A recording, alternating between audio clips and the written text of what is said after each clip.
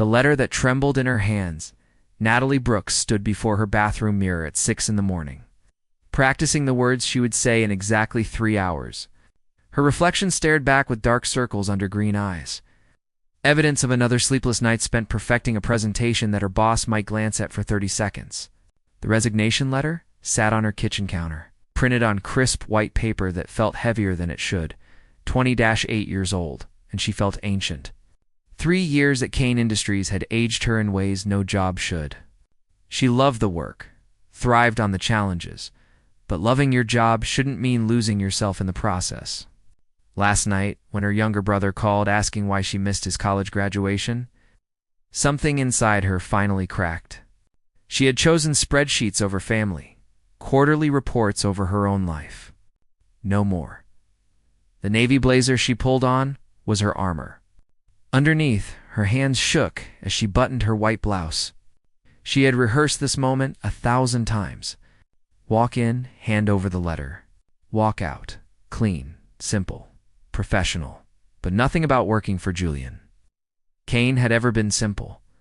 The march to his office, Kane Industries, occupied the top 15 floors of a glass tower in Manhattan. Natalie's heels clicked against marble as she crossed the lobby, each step feeling like a countdown. Co-workers rushed past, coffee in hand, barely noticing her. They never did. To them, she was just Julian's assistant, the woman who scheduled his meetings and filtered his calls. None of them saw the nights she stayed until midnight, the weekends she sacrificed, the ideas she contributed that he presented as collaborative efforts. The executive floor hummed with its usual controlled chaos. Julian's corner office sat at the end of a long corridor, glass walls offering a view of the city that never failed to take her breath away. Through those walls, she could see him at his desk, dark hair slightly disheveled, jaw tight with concentration. Julian Kane, the boy genius who built a tech empire before 30. The man fortune called the Wolf of Wall Street's smarter younger brother. Brilliant, impossible to please, and impossible not to love. Though she would die before admitting it, Natalie knocked twice, sharp and decisive. Come in. His voice carried that familiar edge of impatience. She pushed through the door, letter clutched in her hand. Julian didn't look up from his computer screen, fingers flying across the keyboard. Par for the course. She could probably light herself on fire, and he would ask her to schedule it for after his 2 o'clock. Hey, Mr. Kane, I need to speak with you. Give me a minute. Natalie felt anger surge through her veins, hot and sudden. This was exactly why she was leaving. The complete disregard, the assumption that her time meant nothing, that she would always be there, waiting, invisible. No, it got his attention. Julian's fingers stopped mid-keystroke. He looked up, gray eyes, sharp as cut glass, surprise flickering across his usually unreadable face. Excuse me? I said no. Natalie stepped forward, placing the letter on his desk, with more force than necessary. I quit. Effective immediately. The moment everything changed for the first time in 3 years, Natalie saw Julian Kane truly stunned. His eyes dropped to the letter, then back to her face, scanning her expression as if she were a puzzle he couldn't solve. You're quitting. Yes, why? The question was so absurd she almost laughed. Why? Because I have worked 70-hour weeks for 3 years straight. Because I have missed birthdays, holidays, and my brother's graduation. Because you treat me like I'm part of the furniture. Because I'm tired, Mr. Kane. I'm exhausted. Julian stood, his tall frame unfolding from the chair. Even disheveled, he commanded the room.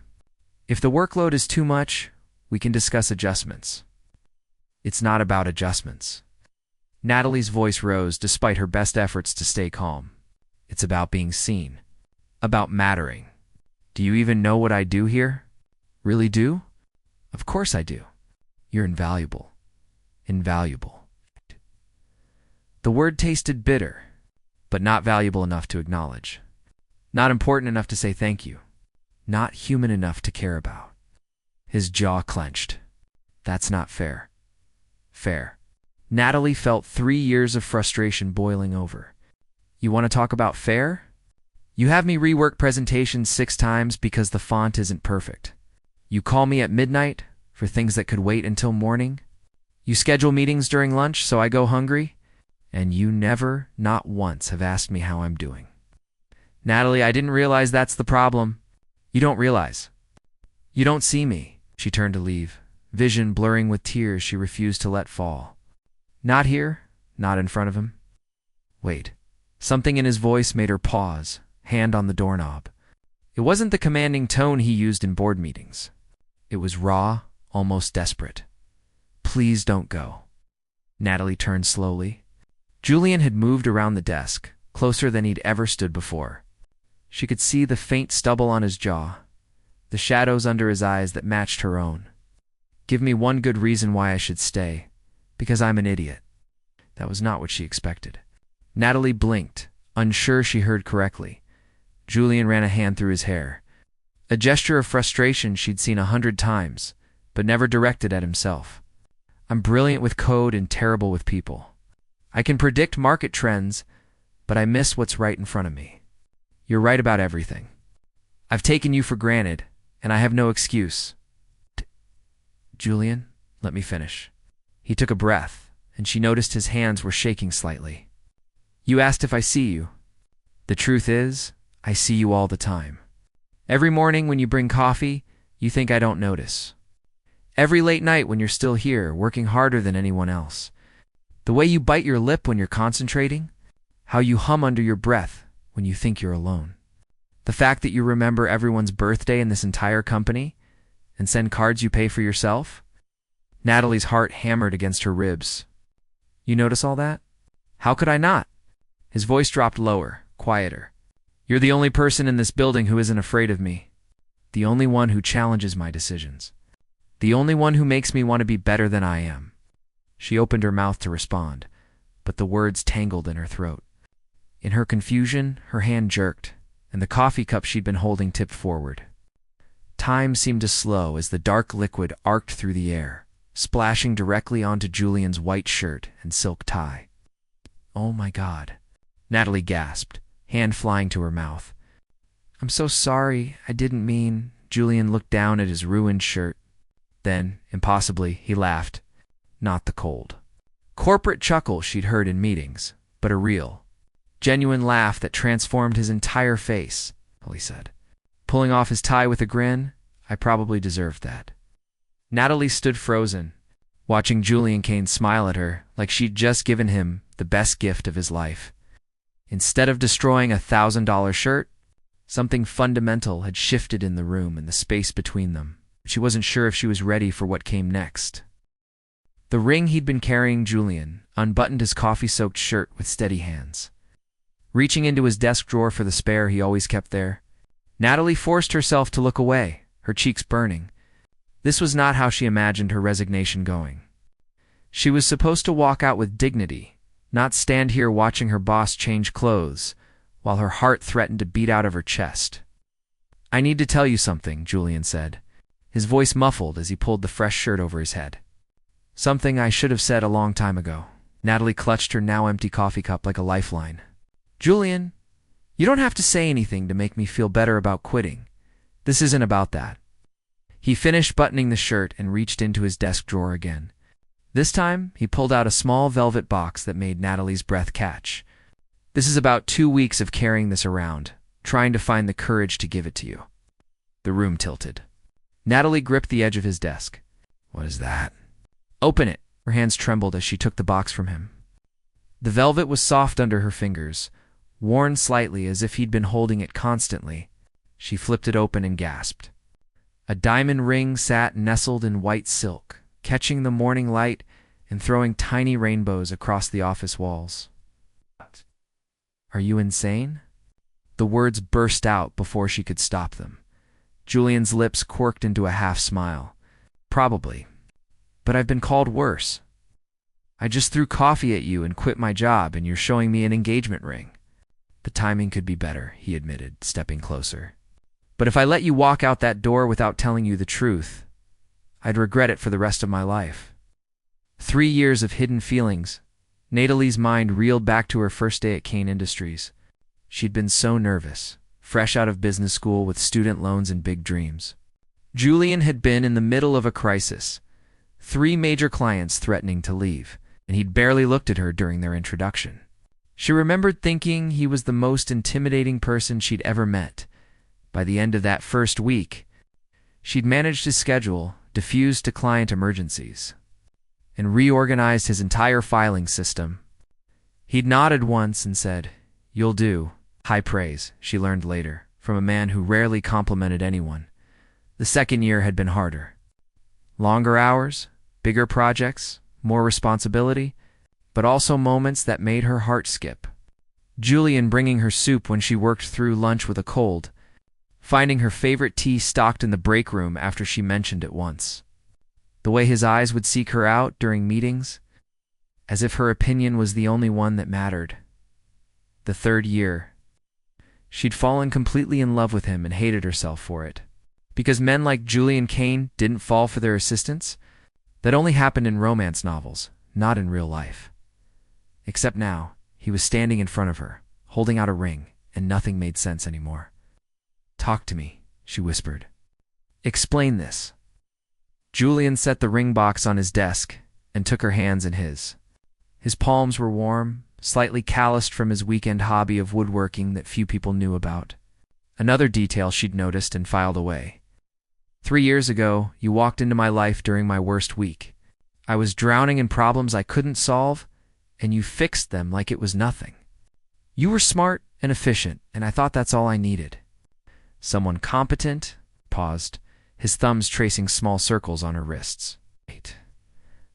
But then you stayed late that first Friday, and I heard you on the phone with your mom, telling her you couldn't make dinner because you had work. You sounded so apologetic, so guilty, but you stayed anyway. And I thought, this woman has integrity. She keeps her word," Natalie remembered that night. She'd cried in the bathroom after that call, feeling like she was already failing at life balance. The second month, we had that presentation disaster. Remember? The projector died, the backup files corrupted, and the investors were ready to walk. You stood up and pitched the entire proposal from memory. No notes, no fear, just pure confidence. That's when I realized you weren't just competent. You were extraordinary, Julian. Let me finish, please. His gray eyes held hers, intense and vulnerable in a way she'd never seen. By 6 months, I was in trouble. I started looking forward to Monday mornings because it meant seeing you. I'd make excuses to call you into my office just to have you nearby. When you laughed at something, my whole day got brighter. And I knew I was falling for you, but I was your boss, and it was wrong, and I didn't know what to do. The truth spills out. Tears stream down Natalie's face now, and she didn't bother wiping them away. "Why didn't you say anything?" "Because I'm a coward." Julian's voice cracked. "I was terrified. If I told you how I felt, and you didn't feel the same way, I'd lose you. You'd quit or transfer, and I couldn't stand that thought. So I stayed silent. I worked you too hard because it meant you were close. I was cold because warmth would reveal too much. I was horrible to you because I didn't know how to be anything else." "You weren't horrible," Natalie said softly. "Just distant. Like there was a wall between us." There was. I built it to protect myself. But every brick of that wall hurt you, and I'm sorry. I'm so deeply sorry, Natalie." She looked at the ring, then back at his face. "When did you buy that?" 2 weeks ago. I couldn't sleep one night thinking about what my life would look like in 5 years, 10 years, 20. Every version had you in it. Not as my assistant, but as my partner, my equal, my wife. So I went to the jeweler at 6 in the morning and bought the first ring that reminded me of you. Simple, but stunning. Classic, but unique. You've been carrying it around for 2 weeks. In my pocket, every single day. I must have pulled it out 100 times trying to find the words. Trying to find the courage. And this morning, when you walked in with that resignation letter, I realized I was out of time. Natalie's mind spun with 1,000 thoughts. This was crazy. This was impossible. This was everything she'd dreamed about and convinced herself could never happen. What if I had left? She asked. What if I'd walked out before you could tell me? Pain flashed across Julian's face. Then I would have spent the rest of my life wondering what if, regretting my silence, knowing I let the best thing in my life slip away because I was too afraid to fight for it. Ow. The decision Natalie pulled her hands free and walked to the window. The city stretched below, millions of people living their lives, making choices, taking chances. She'd come here this morning, ready to start over. To find a life that didn't revolve around Julian Kane, but the universe, it seemed. Had other plans? I need you to understand something, she said without turning around. If I say yes to this, if I give us a chance, things have to change. I can't be just your assistant who also happens to be your wife. I need to be valued. I need boundaries. I need a life outside these walls. I know. Julian's reflection appeared in the window beside hers. I'm already working on it. I've interviewed candidates for a new assistant. I want you to move to the strategy team. You have ideas, brilliant ones, and I've been selfish keeping them to myself. You should be in leadership. Not answering my phones? Natalie turned to face him, surprise evident on her face. You've already started planning this? For 3 months, I was building up the courage to ask you on a date first, but then you quit, and I had to skip ahead. Despite everything, Natalie laughed. It bubbled up from somewhere deep, a release of tension and fear and hope all mixed together. You're telling me you were planning to ask me out? I had reservations at that Italian place you love, the one with the handmade pasta. For next Friday? How did you know I love that place? You mentioned it once, 18 months ago, when that new hire asked for restaurant recommendations. I've been waiting for the right moment to take you there. Natalie shook her head in disbelief. You're unbelievable. You remember something I said 1.5 years ago, but you couldn't tell me I did a good job. I was protecting myself. Badly. He reached for her hand again. But I don't want to protect myself anymore. I want to be vulnerable. I want to risk everything for the chance to love you the way you deserve. Openly, honestly, without fear. She looked down at their joined hands, at the way his fingers intertwined with hers like they were made to fit together. 3 years of long nights and longer days. 3 years of stolen glances and careful distance. 3 years of loving him from afar and telling herself it was enough just to be near him. Ask me, she whispered. What? Ask me properly. You showed me the ring, but you didn't actually ask the question. Julian's face transformed, hope and joy and love written across every feature. He dropped to one knee right there in his office, still holding her hand, and reached for the ring box with the other. Natalie Brooks. You are the strongest, smartest, most amazing woman I've ever known. You make me want to be better. You make me want to deserve you. I know I've been terrible at showing it, but I love you. I love your determination and your kindness and the way you never back down from a challenge. I love how you hum when you work and how you remember everyone's coffee order. I love that you're brave enough to quit when you're not happy. I love that you threw coffee on me because I absolutely deserved it. Natalie laughed through her tears. Will you marry me? Will you let me spend the rest of my life proving that you're the best decision I ever made? Will you take a chance on us? The office fell silent, except for the distant hum of the city below. Natalie looked at this man who had frustrated her, challenged her, and unknowingly held her heart for 3 years. He wasn't perfect. He was stubborn and work-obsessed and emotionally guarded. But underneath all that, he was kind and brilliant and capable of change, and he loved her. Truly, deeply loved her. Yes, she said, her voice steady, despite the tears. Yes, I'll marry you. When the office found out the engagement ring felt foreign on Natalie's finger as they walked into Kane Industries the next morning together. They'd spent the previous evening talking until 3 in the morning, planning their future, setting boundaries, dreaming out loud. Julian had been right about one thing. Vulnerability suited him. Without his walls up, he was funny and thoughtful and surprisingly romantic. But now came the hard part, facing the office. Are you ready for this? Julian asked as they rode the elevator up. Natalie squeezed his hand.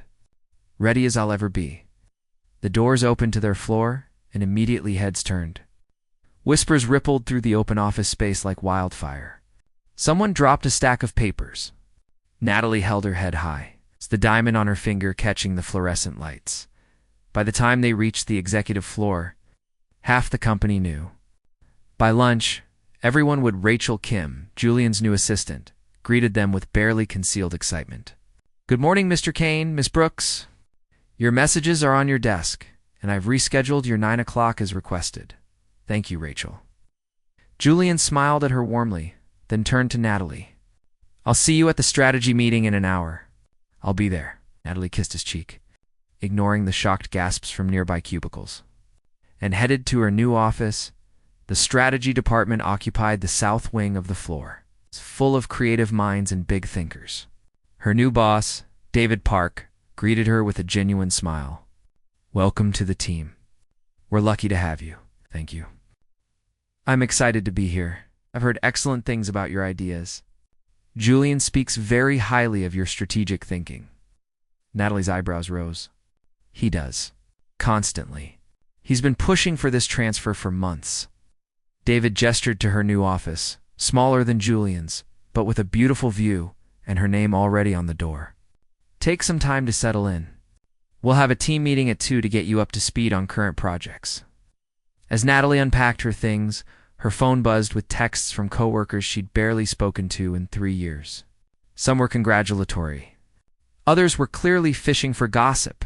She ignored most of them, focusing instead on a message from her best friend Lisa. "Girl, you're engaged." "To your boss? Call me immediately." Natalie smiled and tucked her phone away. That was a conversation for after work, preferably with wine. The public declaration, the whispers continued for days. Some coworkers were genuinely happy for them. Others were convinced Natalie had slept her way to a promotion. The speculation and judgment wore on her, but Julian had promised they'd face it together. That promise came to fruition on Friday afternoon when Julian called an all-hands meeting. The entire company crowded into the main conference room, buzzing with confusion and curiosity. Natalie stood in the back, nervous about what he planned to say. Julian took the stage, commanding attention without even trying. "Thank you all for coming. I know there's been a lot of talk this week about my personal life, and I want to address it directly." The room fell silent. "Yes, I'm engaged to Natalie Brooks. Some of you have worked with her, and all of you know her reputation for excellence. What you might not know is that Natalie has been the backbone of this company for 3 years. Her strategic thinking shaped our expansion into Asian markets. Her relationship management saved the Donovan account. Her organizational systems increased our efficiency by 30%. Natalie's eyes widened. She hadn't realized he'd been tracking her contributions so specifically. Natalie earned her position on the strategy team through 3 years of exceptional work. Our relationship doesn't diminish her accomplishments. If anything, it shows my good judgment in recognizing extraordinary talent." He paused, his eyes finding hers across the crowded room.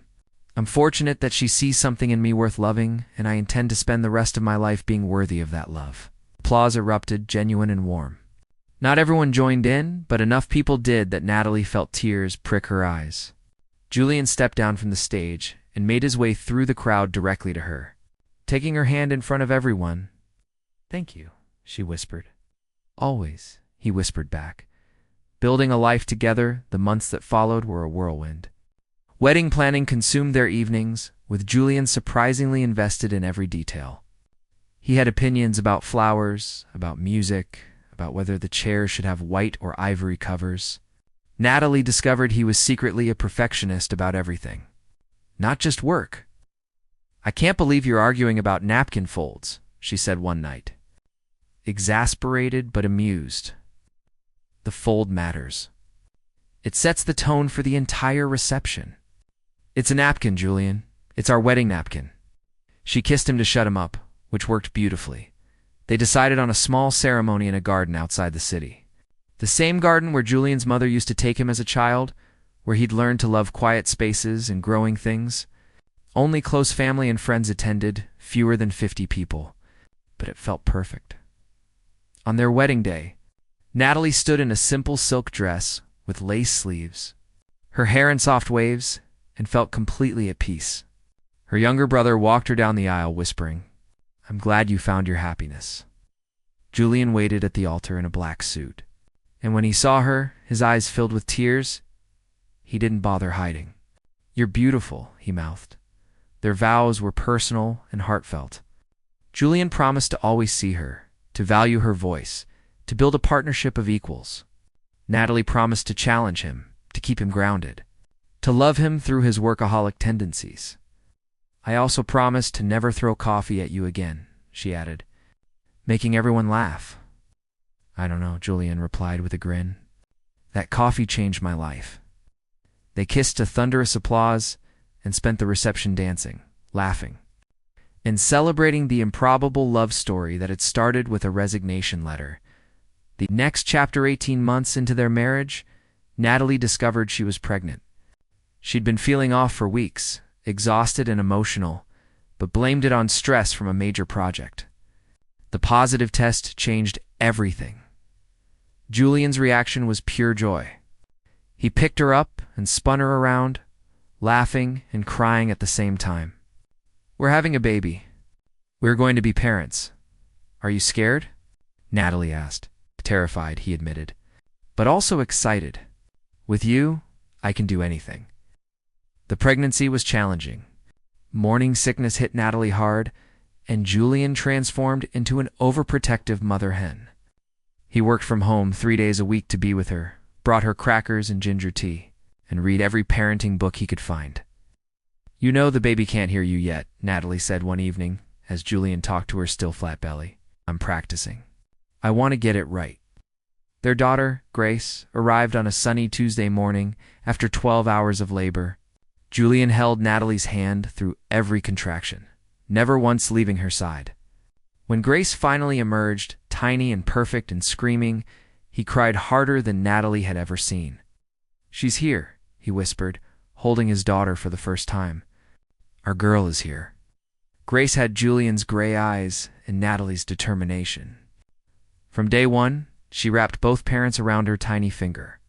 Julian was an amazing father, patient and loving, and surprisingly good at diaper changes.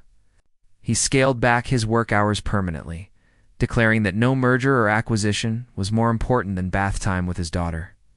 5 years later, Natalie stood in Julian's old office, the one where she'd quit and gotten engaged on the same chaotic morning. Kane Industries had grown exponentially, and Julian had stepped back from daily operations to focus on innovation and family. Natalie now served as Chief Strategy Officer, as one of the youngest executives in the company's history. Julian found her there, 5-year-old Grace holding his hand. "Mommy." Grace ran forward, all energy and excitement. "Daddy says this is where you threw coffee at him." Natalie laughed, scooping her daughter up. "Did he now?" "It's a very important story," Julian said, joining them by the window. "The day your mother saved my life." "What? I quit," Natalie corrected. "You saved your own life. We saved each other."